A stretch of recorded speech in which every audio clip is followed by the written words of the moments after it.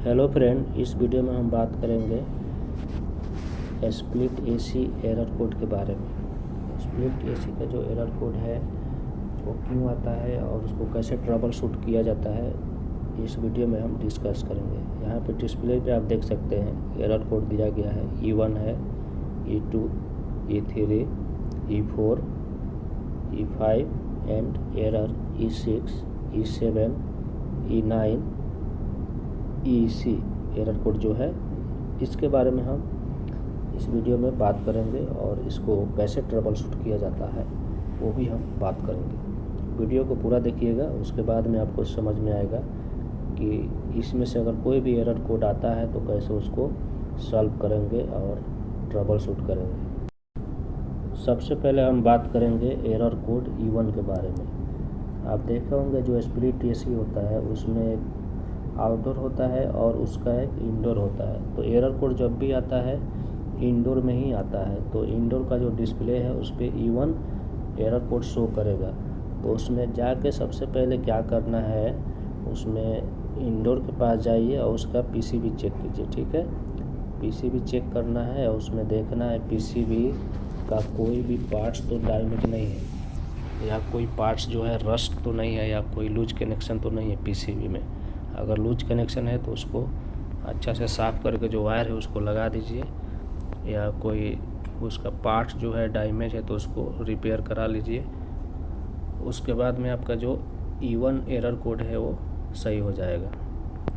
तो जो E1 error code है ये पीसीबी ख़राब होने की वजह से ही आता है, इतना ध्यान रखिएगा।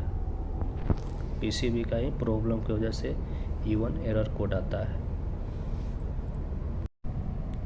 अब हम बात करेंगे एरर कोड E2 के बारे में। जो E2 एरर कोड है ये भी जो स्प्लिट एसी का इंडोर का जो डिस्प्ले है वहाँ पे शो करता है। तो इसमें E2 एरर कोड का आप देख सकते हैं जीरो क्रॉसिंग सिग्नल डिटेक्शन। इसमें क्या प्रॉब्लम होता है, जैसे कि आपका जो पावर है, पावर सप्लाई है, वो जो न्यूट्रल और लाइन का जो पावर सप्लाई है वो कभी कभी क्या होता है, अप होता है या डाउन होता है। जैसे कि आपका वोल्टेज 220 है या 230 है तो उससे कभी क्या होगा, 230 वोल्टेज से ज़्यादा वोल्टेज आ जाएगा, कभी वोल्टेज कम हो जाएगा। तो एरर कोड E2 शो करता है। और दूसरा इसमें क्या प्रॉब्लम हो सकता है, जैसे कि आपका इंडोर में जो वायरिंग जो है, अगर उसमें से कोई लूज वायरिंग है या उसमें से कोई वायरिंग मिस है, कनेक्ट नहीं हुआ है, जिसकी वजह से भी एरर E2 आता है। ठीक है, और पीसीबी में अगर कोई लूज कनेक्शन है वायर, जिसके वजह से भी एरर E2 आता है। ज़्यादा करके जो पीसीबी में जो पावर वायर होता है, न्यूट्रल और लाइन, वो लूज रहता है तो E2 एरर कोड आता है। तो इतना चीज़ जो हम बताए अगर चेक कर लीजिएगा तो आपका प्रॉब्लम सॉल्व हो जाएगा। एरर कोड E3 यहाँ पे आप देख सकते हैं डिस्प्ले पे, indoor fan speed has been out of control. इसमें क्या है, इंडोर जो फैन होता है एसी का वो आउट ऑफ कंट्रोल हो जाता है। तो इसमें क्या क्या प्रॉब्लम हो सकता है वो हम समझेंगे अभी। जैसे कि जो इंडोर जो होता है एसी का, उसमें ब्लोअर लगा रहता है। ब्लोअर को ऑपरेट करने के लिए मोटर का यूज किया जाता है। तो मोटर का जो ये वायर आप देख रहे हैं, अगर ये लूज है कनेक्शन तो एरर E3 आएगा। तो वायर को चेक कर लीजिए, अगर लूज है तो उसको फिक्स कर दीजिए। हाँ, दूसरा प्रॉब्लम ये है कि जैसे कि मोटर का बैरिंग जो होता है, बैरिंग अगर डैमेज हो गया हो तब भी एरर E3 आता है। तीसरा प्रॉब्लम क्या होता है, कैपेसिटर होता है मोटर को रन करने के लिए। अगर कैपेसिटर ख़राब हो गया हो या डैमेज हो गया हो कैपेसिटर तो एरर E3 आता है। तो ज़्यादा करके इसमें प्रॉब्लम क्या होता है, लूज कनेक्शन होता है मोटर वायर, या कैपेसिटर ख़राब रहता है, या बैरिंग, ज़्यादा करके बैरिंग ख़राब होता है मोटर का, तो एरर E3 आता है। तो ये तीनों चीज़ आप चेक कर लीजिए, उसके बाद में आपका प्रॉब्लम सॉल्व हो जाएगा। अब हम बात करेंगे एरर कोड E5 के बारे में। एरर कोड E5 क्यों आता है स्प्लिट एसी में, और इसका पहचान कैसे करें और इसको ट्रबल शूटिंग कैसे करेंगे एरर E5 का। एरर E5 जो है स्प्लिट एसी के जो डिस्प्ले होता है वहाँ पे ऑपरेशन लैंप होता है, वो 5 बार ब्लिंक करेगा, तो आप समझ जाइए कि एरर E5 है। इसमें क्या होता है, जैसे कि रूम टेम्परेचर सेंसर जो होता है उसका प्रॉब्लम रहता है। यहाँ पे देख सकते हैं ओपन सर्किट या short circuit of indoor room temperature sensor. ये डिस्प्ले पे आप देख सकते हैं जो इंडोर रूम टेम्परेचर सेंसर है, ये क्या हो जाता है, शॉर्ट सर्किट हो जाएगा, जल जाएगा, या ओपन हो जाएगा मतलब ख़राब हो जाएगा, या पीसीबी में इसका जो वायर कनेक्ट है वहाँ से लूज कनेक्शन हो जाएगा, तो एरर E5 आएगा। सेंसर ज़्यादा करके ख़राब नहीं होता है, इसमें ज़्यादा करके ये प्रॉब्लम होता है जो पीसीबी में इसका जो कनेक्टर लगा रहता है उसमें डस्ट हो जाता है या वो लूज रहता है, इसका जो कनेक्शन है सेंसर का वो लूज रहता है, जिसकी वजह से एरर E5 आता है। तो उस पीसीबी में जो इसका कनेक्टर जो लगा हुआ है उसको निकाल के आप साफ़ कर दीजिए, उसके बाद दोबारा कनेक्ट कर दीजिए, तो उसके बाद में आपका प्रॉब्लम सॉल्व हो जाएगा। दूसरी बात, जो इंडोर का जो कॉइल है उस पर सेंसर अच्छा तरीक़ा से फिक्स होना चाहिए। अगर अच्छा तरीक़ा से फिक्स नहीं रहेगा सेंसर तब भी एरर E5 आएगा। या दूसरी जो बात है इसमें, वहाँ पे एक कॉइल सेंसर लगा रहता है, ये जो इंडोर रूम टेम्परेचर सेंसर है, तो अगर इसका जो कनेक्टर है इंटरचेंज हो जाता है उसके बाद भी एरर E5 आता है। तो ये देखना है कि जो रूम टेम्परेचर सेंसर है वो पीसीबी में सही जगह पे कनेक्ट है कि नहीं। अगर उल्टा पुल्टा कनेक्ट हो जाएगा तभी एरर E5 आएगा। तो ये सारे जो चीज़ हम बताए इतना चेक कर लीजिए, उसके बाद में आपका प्रॉब्लम सॉल्व हो जाएगा। और ज़्यादा कुछ प्रॉब्लम हो रहा है, नहीं सॉल्व हो रहा है, तो आप सेंसर को ही चेंज कर दीजिए, नया सेंसर उसमें इंस्टॉल कर दीजिए, उसके बाद में 100% सही हो जाएगा आपका प्रॉब्लम। अब हम बात करेंगे एरर E6 के बारे में। एसी का जो इंडोर होता है उसके डिस्प्ले पे ऑपरेशन लैंप 6 टाइम ब्लिंक करता है और E6 लिखा रहता है, तो इसका मतलब है कि इवेपोरेटर कॉइल टेम्परेचर सेंसर का प्रॉब्लम है। यहाँ पे आप देख सकते हैं E6 ओपन सर्किट या short circuit of evaporator coil temperature sensor. जो इवेपोरेटर कॉइल टेम्परेचर सेंसर है ये ओपन हो गया है या शॉर्ट सर्किट हो गया है, वायर इसका जल गया है, जिसकी वजह से एरर E6 आ रहा है। इसको फिक्स करने के लिए नया सेंसर को आप यहाँ पे लगाइए, नहीं तो पुराना वाला सेंसर को चेक करना है। यहाँ पे सर्कल देख रहे हैं रेड कलर का, इसमें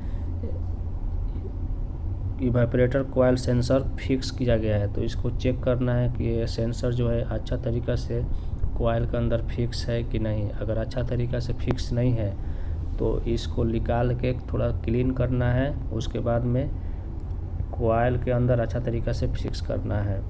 इस सेंसर का वायर जो है पीसीबी में जाके कनेक्ट होता है, तो पीसीबी के पास जाके देखना है कि इसका कनेक्टर जो है वहाँ पे अच्छा तरीक़ा से फिक्स है कि नहीं। वहाँ पे डस्ट भी रहता है, तो डस्ट को अच्छा तरीक़ा से क्लीन करके सेंसर का जो कनेक्टर है वहाँ पे पीसीबी में अच्छा तरीक़ा से फिक्स कर देना है। उसके बाद में आपका जो E6 जो एरर है इसका प्रॉब्लम सॉल्व हो जाएगा। एरर E7, इसमें इंडोर के डिस्प्ले पे ऑपरेशन लैंप 7 टाइम ब्लिंक करता है। E7 ओपन सर्किट या short circuit of condenser coil temperature sensor. जो कंडेंसर कॉइल टेम्परेचर सेंसर है ये ओपन हो जाता है या शॉर्ट सर्किट हो जाता है। शॉर्ट सर्किट का मतलब जल जाता है, जिसकी वजह से एरर E7 आता है। या जो कंडेंसर कॉइल टेम्परेचर सेंसर है ये कंडेंसर के कॉइल में अच्छा तरीक़ा से फिक्स नहीं रहेगा तो भी एरर E7 आता है। तो यहाँ पे डिस्प्ले पे आप देख सकते हैं रेड सर्कल बना हुआ है उसके अंदर एक सेंसर फिक्स किया गया है कंडेंसर के फिन्स के ऊपर। तो उसी तरीक़ा से कंडेंसर के फिन्स के ऊपर इस सेंसर को फिक्स किया जाता है, नहीं तो कंडेंसर का जो कॉइल है उसमें इसका जगह दिया जाता है सेंसर को फिक्स करने के लिए। तो चेक कर लेना है कि वो सेंसर अच्छा तरीक़ा से फिक्स है कि नहीं। उसके बाद सेंसर का जो वायर है इसका कनेक्शन जो है इंडोर में जाता है। इसका कनेक्शन इंडोर में जाता है तो इंडोर में क्या होता है, पीसीबी होता है। पीसीबी में ही इसका वायर कनेक्ट होता है। तो जहाँ पे इसका वायर कनेक्ट है वहाँ पे चेक करना है कि इसका वायर तो लूज तो नहीं है। अगर लूज है तो उसको अच्छा तरीक़ा से फिक्स कर देना है। अगर वहाँ पे ज़्यादा डस्ट है तो डस्ट को क्लीन कर देना है। ठीक है, ये भी चेक करना है कि वायर कहीं बीच में से कट तो नहीं गया है। अगर कट गया है तभी आपका एरर E7 आएगा। ये सब चीज़ चेक करना है। ठीक है, और कंडेंसर के कॉइल में अच्छा से फिक्स होना चाहिए सेंसर। अगर ये सब करने के बाद अगर सही नहीं हो रहा है तो पुराना सेंसर हटा के नया सेंसर लगा दीजिए। ज़्यादा करके क्या होता है, सेंसर ख़राब रहता है, इसी वजह से एरर E7 आता है। अब इसका आउटडोर से इंडोर तक इसका वायर जाता है, तो हो सकता है बीच में कहीं शॉर्ट सर्किट हो गया हो जिसकी वजह से कम्युनिकेशन नहीं मिल पा रहा, जिसकी वजह से E7 आता है। तो ये सब चीज़ अच्छा तरीक़ा से चेक कर लेना है। अब हम बात करेंगे एरर कोड E9 के बारे में। एरर कोड E9 जो है इसमें क्या होता है, इंडोर और आउटडोर यूनिट कम्युनिकेशन एरर। जो इंडोर से आउटडोर में जो कम्युनिकेशन वायर आता है उसमें लूज कनेक्शन रहता है, जिसके वजह से एरर E9 आता है। तो जो वायर जो है कम्युनिकेशन वाला उसको अच्छा तरीक़ा से चेक कर लेना है कि लूज कनेक्शन है या सही है। अगर लूज कनेक्शन है तो उसको अच्छा तरीक़ा से फिक्स कर दीजिए, या ये भी देखना है उस वायर में कंटिन्यूटी आ रहा है कि नहीं। ठीक है, अगर कंटिन्यूटी नहीं आएगा तो वायर शॉर्ट रहेगा, तो वायर नया डालना पड़ेगा। उसके बाद में आपका प्रॉब्लम सॉल्व हो जाएगा।